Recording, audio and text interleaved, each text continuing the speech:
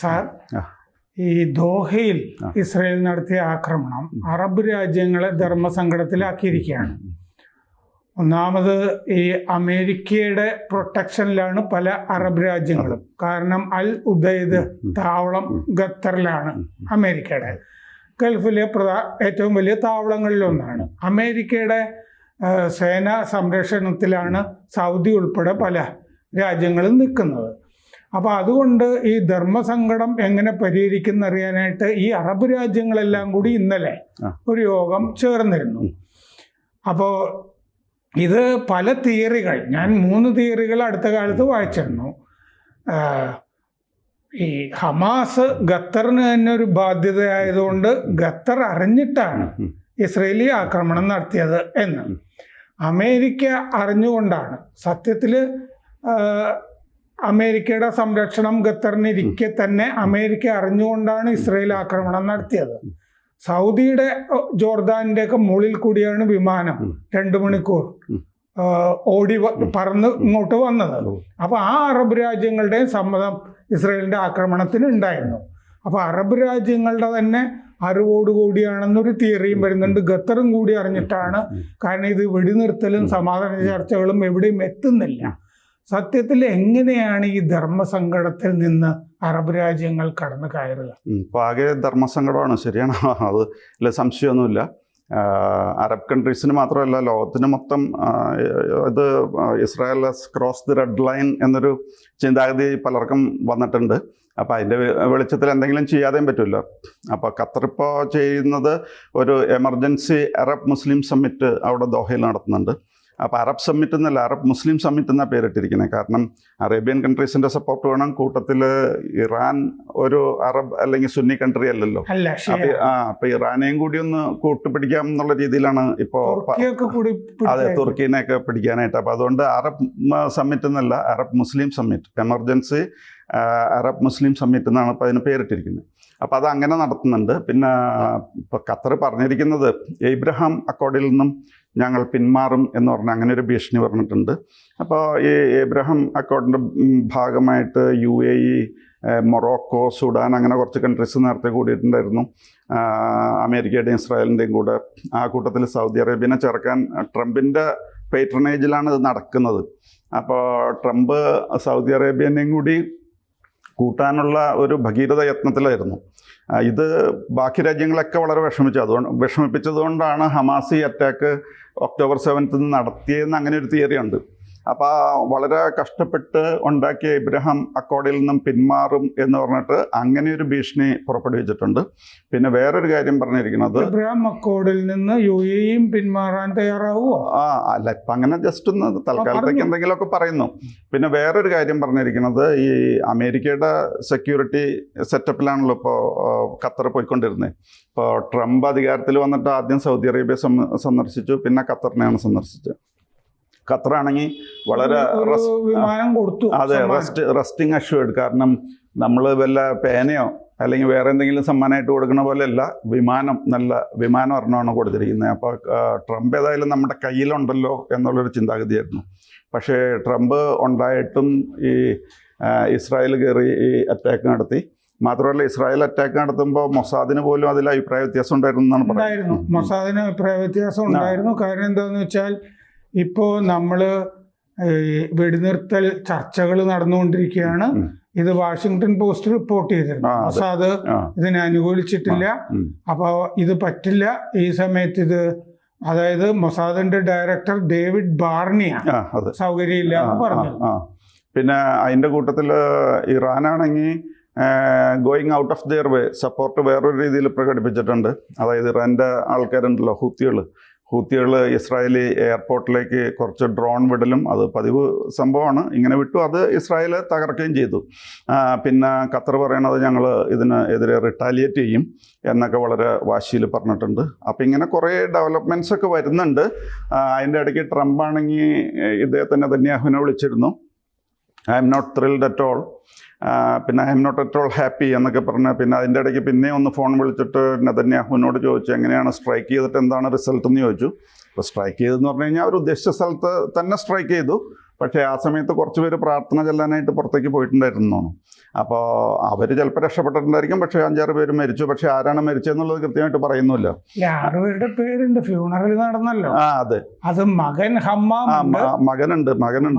ബാക്കി അംഗരക്ഷകർ, ഓഫീസിന്റെ ഡയറക്ടർ. അതെ അതെ. അപ്പൊ കൃത്യമായിട്ടും മറ്റേ നേതാക്കന്മാരുടെ ഒന്നും പേര് അതിൽ വരുന്നില്ല. കുറെ പേരൊക്കെ പ്രാർത്ഥനയ്ക്ക് പോയപ്പോൾ അങ്ങനെ രക്ഷപ്പെട്ടു എന്ന് പറയുന്നുണ്ട്. എന്തായാലും ഇങ്ങനെയൊക്കെ നടക്കുന്നുണ്ട്. പക്ഷെ ഇങ്ങനെയൊക്കെ നടക്കുമ്പോഴും ഒരു പ്രശ്നമുള്ളത് എന്താണെന്ന് വെച്ച് കഴിഞ്ഞാൽ ഇതിലൊക്കെ എത്ര പേര് ആത്മാർത്ഥമായിട്ട് നിൽക്കും എന്നുള്ളതാണ്. ഇപ്പോൾ ഖത്തർ ഇസ്രായേലിനെതിരെ എന്തെങ്കിലും ചെയ്യാന്ന് വെച്ച് കഴിഞ്ഞാൽ സാധാരണ ഇസ്രായേൽ ഫൈറ്റ് ചെയ്യുന്നത് എപ്പോഴും against A group of Nations ആണ്. ഇപ്പം തന്നെ 72 അവേഴ്സിനുള്ളിൽ 6 നേഷൻസിനെ ആക്രമിച്ചിട്ടുണ്ട്. 48 against A group of Arab countries, 67 against A group of Arab countries, 73 ഈജിപ്തിൻ്റെ മറ്റുള്ളവരുടെ സപ്പോർട്ടോടെയൊക്കെ വന്നിട്ടൊരു രക്ഷയുണ്ടായില്ല. പിന്നെ ഇപ്പോൾ നമ്മൾ പെട്ടെന്ന് നോക്കുമ്പോൾ തോന്നുന്നു ഇറാൻ ഒറ്റയ്ക്ക് ഫൈറ്റ് ചെയ്യുന്നു വേണമെങ്കിൽ പറയാം. പക്ഷേ ഇറാൻ ഒറ്റയ്ക്കല്ല ഫൈറ്റ് ചെയ്യുന്നത്. കാരണം യമനുണ്ട്, ലെബനോണുണ്ട്, ഗാസയുണ്ട്, പിന്നെ അങ്ങേ വശത്ത് ഇറാഖ്, സിറിയ, പിന്നെ ഇറാൻ്റെ ആൾക്കാർ. ഇത്രയും വാസ്തവത്തിലൊരു 5-6 രാഷ്ട്രങ്ങൾ കൂടിയിട്ടാണ് ഇസ്രായേലിനെ അറ്റാക്ക് ചെയ്യുന്നത്. അതും ഇവർ എവിടെയൊക്കെയാണ്, ആരൊക്കെയാണ്. Enemy is an enemy without a face. ആരാണ് എനിമി എന്ന് പറയാൻ പറ്റില്ല. ഇപ്പോൾ ലെബനോണിൽ അല്ലെങ്കിൽ യമനിൽ ആരാണ് എനിമി എന്ന് പറയാൻ പറ്റില്ല. കുറച്ച് പേര് എനിമീസാണ്, കുറച്ച് പേര് ഇതിലൊന്നും ഇല്ലാത്തവരുമാണ്. എന്നിട്ട് ഇവരെല്ലാണെങ്കിൽ പ്രധാനമന്ത്രിയും 11 മന്ത്രിമാരെയും കൊന്നു ഒറ്റയടിക്ക് അതും ഫിനിഷ് ചെയ്ത്. അപ്പം ഇതെല്ലാം നടക്കുന്നുണ്ട്. ഇസ്രായേലിന് ഇത് പാർട്ട് ഓഫ് ദി ഗെയിം എന്നുള്ള രീതിയിൽ ഇതൊക്കെ അങ്ങനെ നടത്തിക്കൊണ്ടിരിക്കുകയാണ്. അപ്പം ഖത്തർ ഇപ്പം ഇവരൊക്കെ വിളിച്ചു കഴിഞ്ഞാൽ എല്ലാവരും അവരുടെ സുരക്ഷിതത്വം നോക്കണമല്ലോ. പിന്നെ ഖത്തറിന് ഒറ്റയ്ക്ക് എന്ത് ചെയ്യാൻ പറ്റും? ഖത്തർ എന്ന് പറഞ്ഞാൽ ഇസ്രായേലിൻ്റെ ഹാഫ് ദി സൈസ് ഉള്ളൂ. ഈ ഹാഫ് ദി സൈസായിട്ടൊന്നും ഇസ്രായേലിന് ഇടപെടാൻ പറ്റില്ല. കാരണം എന്താണെന്ന് വെച്ച് കഴിഞ്ഞാൽ ഇപ്പോൾ 5-6 രാഷ്ട്രങ്ങളാണ് ഇറാൻ്റെ കൂടെ നിൽക്കുന്നത്. ഇനി ഇറാൻ്റെ മാത്രം സൈസ് എടുത്തു കഴിഞ്ഞാൽ Iran is 89 times larger than Israel. 89 times ബിഗറാണ്. നമുക്ക് പെട്ടെന്ന് കാണുമ്പോൾ അത്ഭുതം തോന്നും. അങ്ങനെയുള്ളൊരു രാജ്യമായിട്ടാണ് ഇസ്രായേൽ ഫൈറ്റ് ചെയ്ത് ശീലിച്ചിരിക്കുന്നത്. അതിൻ്റെ കൂടെ 5-6 രാഷ്ട്രങ്ങൾ വേറെ, ബാക്കി ലോകത്തിലെ എല്ലാ ടെററിസ്റ്റ് ഓർഗനൈസേഷൻസും ഉണ്ട്. അപ്പോൾ ഇവരെല്ലാവരും കൂടി വന്നിട്ടും ഇസ്രായേലിൻ്റെ അടുത്ത് ഒരു കളിയും നടക്കുന്നില്ല. പിന്നെ ഖത്തറിനൊറ്റയ്ക്ക് എന്ത് ചെയ്യാൻ പറ്റും? ഇപ്പോൾ ഇവരൊക്കെ കൂടണം എന്ന് പറഞ്ഞാൽ കൂടുന്നതിനൊക്കെ ഒരു പരിധിയുണ്ടല്ലോ.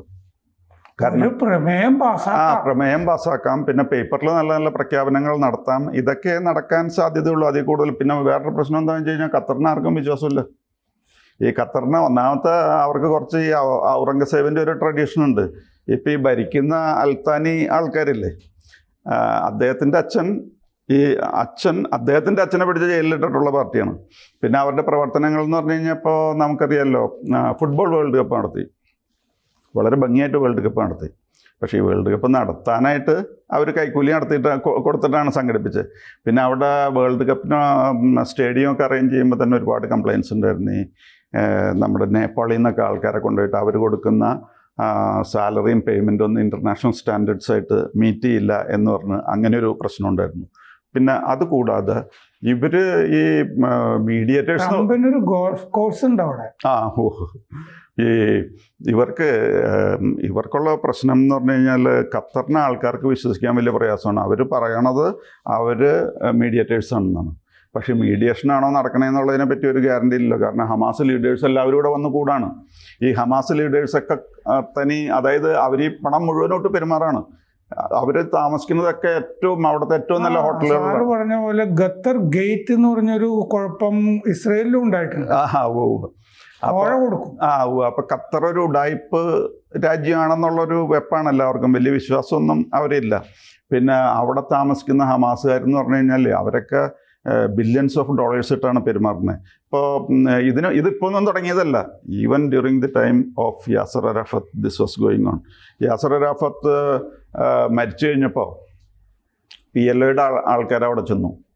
PLOയുടെ ആൾക്കാർ ചെന്നിട്ട് യാസർ അറാഫത്തിനോട് പറഞ്ഞു, നമുക്ക് അവിടെ വിപ്ലവം പടർന്ന് പന്തലിച്ച് കത്തിക്കാളി നിൽക്കുകയാണ്, നമുക്ക് ആ പണവും കൂടി അങ്ങോട്ട് വന്നു കഴിഞ്ഞാൽ ആകെ എല്ലാം കീഴടക്കാമെന്ന് പറഞ്ഞിട്ട് യാസർ അറാഫത്തിൻ്റെ ഭാര്യയുടെ അടുത്ത് ചെന്നു. അപ്പോൾ യാസർ അറാഫത്തിൻ്റെ ഭാര്യ ഒരു ക്രിസ്ത്യൻ ലേഡിയായിരുന്നു. യാസർ അറാഫത്തിനേക്കാളും 34 years യങ്ങറായിരുന്നു.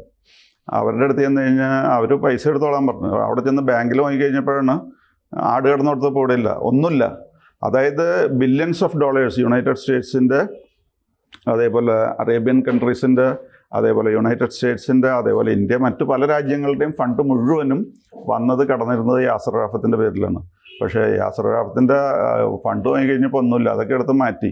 ഇപ്പോൾ യാസർ അറഫത്തിൻ്റെ മകളുടെ പേരിൽ ലണ്ടനിലൊരു സ്ട്രീറ്റ് അറിയപ്പെടുന്നത് യാസർ അറഫത്തിൻ്റെ മകളുടെ പേരിൽ. അപ്പോൾ ഈ സ്ട്രീറ്റ് യാസർ അറഫത്തിൻ്റെ മകളുടെ പേരിൽ അറിയപ്പെടാനായിട്ട് ആരും അതിന് അങ്ങനെ നാമകരണം ചെയ്തിട്ടൊന്നുമില്ല. പക്ഷേ ആ സ്ട്രീറ്റിലെ മൊത്തം ബിൽഡിങ്സ് യാസർ അറഫത്തിൻ്റെ മകളാണ് വാങ്ങിച്ചിരിക്കുന്നത്. അങ്ങനെ അതിന് അൺഒഫീഷ്യലായിട്ട് യഹ്വ സ്ട്രീറ്റ് എന്നാണ് അത് അറിയപ്പെടുന്നത്. അപ്പോൾ ആ രീതിയിലായിരുന്നു യാസർ അറഫത്തിൻ്റെ കാലം തൊട്ട്. ഇപ്പോഴും ഇവരുടെ നേതാക്കന്മാർ അതേ രീതി തന്നെയാണ് പിന്തുടരുന്നത്. ഹമാസിനെ കൊണ്ടുവന്ന് അവിടെ താമസിപ്പിച്ച് ഈ മീഡിയേറ്റേഴ്സായിട്ടും അങ്ങനെ ഇപ്പോൾ വേൾഡ് കപ്പ് നടത്തുമ്പോഴൊക്കെ ജനശ്രദ്ധ കിട്ടുന്ന പോലെ വലിയ ശ്രദ്ധ പിടിച്ചു പറ്റാം എന്നല്ലാതെ വേറെ ഈ ഖത്തറിന് ആർക്കും വിശ്വാസമില്ല. അതുകൊണ്ട് തന്നെ ഈ ഖത്തറിനെ എത്രമാത്രം ഇവരൊക്കെ ഹെൽപ്പ് ചെയ്യും എന്നുള്ള കാര്യം സംശയമാണ്. കാര്യം ഈവൻ സൗദി അറേബ്യ പറഞ്ഞിട്ടുണ്ട് ഞങ്ങളുടെ എല്ലാ കഴിവുകളും ഞങ്ങൾ ഉപയോഗിക്കും ഖത്തറിനെ രക്ഷിക്കാൻ എന്നൊക്കെ. പക്ഷേ ഇതൊക്കെ മിക്കവാറും പ്രഖ്യാപനങ്ങളിലും പേപ്പറിലും ഒതുങ്ങി നിൽക്കാനാണ് സാധ്യത. ബാറ്റിൽ ഫീൽഡിലേക്ക് വേറെ ആരും ഖത്തറിന് വേണ്ടി ഇറങ്ങും എന്ന് നമുക്ക് പ്രതീക്ഷിക്കാനുള്ള സാധ്യതയില്ല. മാത്രമല്ല ഇപ്പോൾ ട്രംപ് സൗദിയിലും ഖത്തറിലും സന്ദർശനം നടത്തിയപ്പോൾ വലിയ നിക്ഷേപങ്ങൾ അതൊക്കെ ഉണ്ട് നടക്കുന്നുണ്ട്. കച്ചവടമൊക്കെ നന്നായിട്ട് നടക്കുന്നുണ്ട്. ഇപ്പോൾ ഇന്ത്യ ആണെങ്കിലും പറഞ്ഞിട്ടുണ്ട് ഇസ്രായേൽ അവിടെ ആക്രമിച്ചതിനെതിരെ ഇന്ത്യയും പ്രഖ്യാപനം നടത്തിയിട്ടുണ്ട്. ഒരു പക്ഷേ നേരത്തെ ഇസ്രായേലിനെ അറിയിക്കുമായിരിക്കും ഞങ്ങളൊരു പ്രഖ്യാപനം ഇടാൻ പോവാണ്, ഈ പത്രം ഇടുന്ന പോലെ ഒരു പ്രഖ്യാപനം അങ്ങോട്ട് ഇട്ടേക്കാം. അതിപ്പോൾ കാരണം എന്താണെന്ന് വെച്ച് കഴിഞ്ഞാൽ അവിടുത്തെ പോപ്പുലേഷനിൽ 500,000 ഇന്ത്യൻസ് തന്നെയാണ്. അപ്പോൾ അതുകൊണ്ട് അവരെ എതിർത്തൊന്നും സംസാരിക്കാൻ പറ്റില്ല. അതാണ് ഒരു യാഥാർത്ഥ്യം. പിന്നെ ഇതിൻ്റെ പേരിൽ ഇസ്രായേലിനെ അമേരിക്ക തള്ളിക്കളയൊന്നുമില്ല. ഇവിടെ മീറ്റിംഗ് നടക്കുന്ന സമയത്ത് Marco Rubio American state secretary അവിടേക്ക് പോയിരിക്കുകയാണ്. അപ്പോൾ അതങ്ങനെ നടക്കും. ഇതൊക്കെ ഒരു ഫോർമാലിറ്റിക്ക് വേണ്ടിയിട്ട് നമുക്ക് കാണാം എന്നുള്ളത് മാത്രമേ ഉള്ളൂ. അല്ലാതെ വേറെ വലിയ സംഭവങ്ങളൊന്നും ഇതിൻ്റെ പേരിലുണ്ടാവുന്നു എന്നുള്ള തൽക്കാലം കുറച്ച് ഒച്ചപ്പാടൊക്കെ ഉണ്ടാവും. ആത്യന്തികമായി നഷ്ടം ഹമാസിന് തന്നെ. ഹമാസിന് തന്നെ. മാത്രമല്ല ഇറാനെ ഒന്നും ഈ രാജ്യങ്ങളൊന്നും വിശ്വസിക്കാം, അറേബ്യൻ കൺട്രീസ് വിശ്വസിക്കില്ല. പിന്നെ ബാക്കി ഹമാസിനെ എല്ലാ കൺട്രീസും ശല്യമായിട്ടാണ് കണക്കാക്കുന്നത്. അത്രേ ഉള്ളൂ. അപ്പോൾ അതുകൊണ്ട് ഇതിൽ വലിയ ഡെവലപ്മെന്റ്സ് ഒന്നും വേറെ ഉണ്ടാകാൻ പാടുള്ള ഈ പ്രഖ്യാപനങ്ങൾ നമുക്ക് പ്രതീക്ഷിക്കാം ഇനിയും. ഖത്തർ അറിഞ്ഞ് ഇസ്രയേൽ ആക്രമിച്ചാണെന്നുള്ള തിയറി ശരിയായി അങ്ങനെ അവർ പറയുന്നുണ്ട്. പക്ഷേ അതിപ്പോൾ സാഹചര്യ തെളിവുകൾ വെച്ച് നോക്കുമ്പോൾ അത് നമുക്ക് വിശ്വസിക്കാൻ പറ്റില്ല. കാരണം ഇസ്രായേൽ എപ്പോഴും അവരുടെ പ്രത്യേകത എന്ന് പറഞ്ഞാൽ വളരെ നിഗൂഢമായിട്ടായിരിക്കുമല്ലോ ചെയ്യുന്നത്. ഖത്തറിനെ അറിയിക്കാൻ വഴിയില്ല. ഖത്തറിന് അത്ര അവരുമായിട്ട് ടച്ചില്ല. അതാണ് സത്യാവസ്ഥ. പ്രഖ്യാപനങ്ങൾ പ്രതീക്ഷിക്കാം. കൂടുതൽ വാർത്തകളും വിശേഷങ്ങളും നിങ്ങളിലേക്ക് എത്താൻ ABC മലയാളം സബ്സ്ക്രൈബ് ചെയ്യുക, ബെൽ ബട്ടണും അമർത്തുക.